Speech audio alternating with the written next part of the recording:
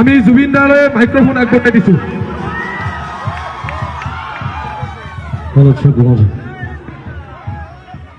প্ৰথমতে সকলোকে ধন্যবাদ জনাইছোঁ একত্ৰিত হোৱাৰ বাবে, অহাৰ বাবে, আৰু কটনক বিশেষকৈ ধন্যবাদ জনাব লাগিব গোটেই সুন্দৰ প্ৰচেষ্টাটোৰ বাবে। আৰু সকলো যেনে মই বেছি কথা কোৱা মানুহ নহয়, সময়ত মাত মাতো খালি যেতিয়া দৰকাৰ হয়। সেইখিনি কথা এটা কওঁ, এই বিজেপি চৰকাৰ হওঁতে বিজেপিৰ গোটেইখিনি গানখিনি মই গাইছিলোঁ।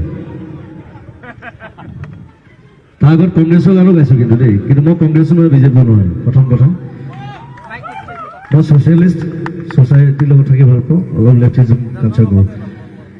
আৰু যিদিনা জিকিছিলে বিজেপি, সিদিনা মই 1 বজাত বজাৰ কৰি আছিলোঁ। তো সৰ্বদাই মোক ফোন কৰিলে, ক'লে আমি জিকিলোঁ জুবিন আহা অলপ কথা পাতোঁ। তো মই গ'লোঁ ব্ৰহ্মপুত্ৰ গেষ্ট হাউচত। মই গৈ পেলাই কৈছোঁ, সৰ্বদা জিকিলে হয়, কিন্তু যদি কিবা গণ্ডগোল হয়, প্ৰথম গণ্ডগোল কৰা মানুহটো কিন্তু মই হ'ম। সেইকাৰণে সৰ্বদাই ক'ত মোক মাতে, প্ৰগ্ৰাম চগ্ৰাম যেতিয়া মাতে তেতিয়া নাই মানে কয় যে কমিটিৰ যিখিনি লাগি থাকে ল'ৰা ছোৱালীবিলাক কয় যে জুবিনক খংটো নুঠাবা। কিন্তু মোক সুধি থাকে, দাদা আপোনাৰ খং উঠিছে নেকি? মই কিয় সুধিছে? সৰ্বদাই কৈ থৈ গৈছে। ঠিক আছে, এতিয়া খং উঠাৰ সময় হৈছে বাৰু। চ' সেইকাৰণে কৈছোঁ সকলো একেলগে থাকক। এই আমাৰ যিটো ৰেচিয়েল কনফ্লিক্ট কৰিবলৈ চেষ্টা কৰা হৈছে কেন্দ্ৰীয় চৰকাৰৰ পৰা, বঙালী, অসমীয়া, মুছলিম, হিন্দু, তাৰ পৰা আমি আঁতৰি থাকোঁ। একো নহয় যাতে গণ্ডগোল আমাৰ মাজত, তেওঁলোকে যিমানে পাৰে চেষ্টা কৰিব, একো নাই। আৰু সদায় দেখিছোঁ সৰুৰে পৰা যে সদায় অসমৰ ওপৰত কিবা এটা অত্যাচাৰ চলিয়ে থাকে কেন্দ্ৰীয় চৰকাৰৰ, যি চৰকাৰে নহওক, কংগ্ৰেছেই হওক, বিজেপিয়ে হওক।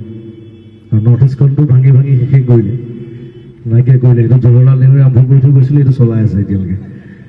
চ' তাৰ পৰা আমি আঁতৰি থাকোঁ আৰু কেব কোনোপধ্যে নামানো। আমি যিটো আন্দোলন আৰম্ভ কৰিছোঁ সেইটো অব্যাহত থাকিব।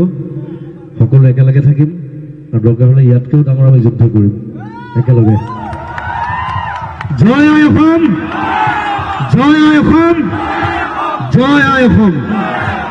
1971 যিটো 71 আছিলেতো, গতিকে তাৰপিছত আৰু হিন্দুৱে হওক, মুছলমানেই হওক, ভগৱানে নহওক, লাগিলে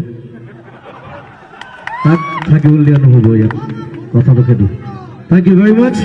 চ' এই ধৰণে থাকক, মই আছোঁ সদায় লগত, মই আহি থাকিম যেতিয়া দৰকাৰ হয়। আৰু মোৰ ঘৰটো ওচৰতে খাগুলিতে, তালৈ আহিলে হ'ল কিমান দৰকাৰ হ'লে।